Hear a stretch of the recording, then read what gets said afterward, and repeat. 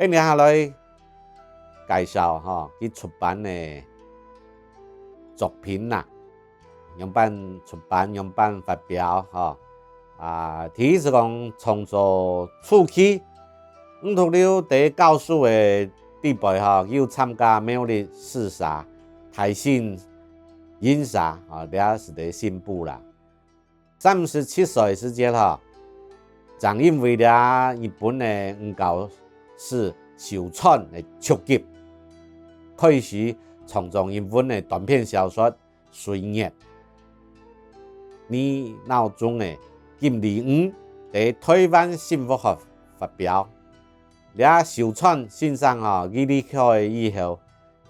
，526就感觉有more意思咧，就有more怎么写啦。当然离开原因係受创到本土人，因为台湾人谈恋爱本日本人调走，拆退了内胎的婚姻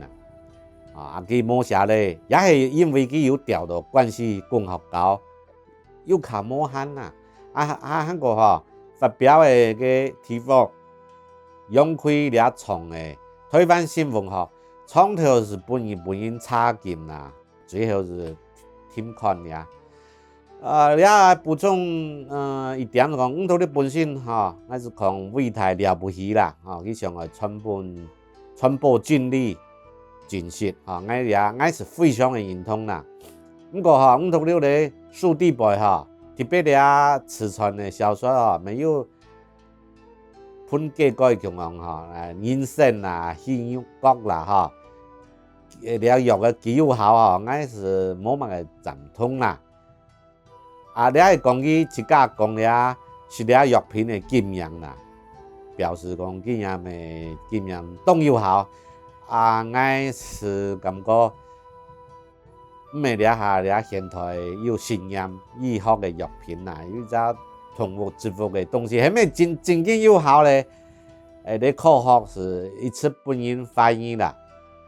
個講真咧，1922年所謂現代醫學嘅手術還有醫藥嘅長者。突發猛進那樣發展啦，有所526冇得書當部有反響咩乜嘅睇不了嘅啦。總講了偉大作家還有時代嘅限制，觀念嘅限制，唔錯嘅看法啦。就算講佢對呢方面翻身嘅能力有較差不過了咪冇影響佢了不起嘅地方。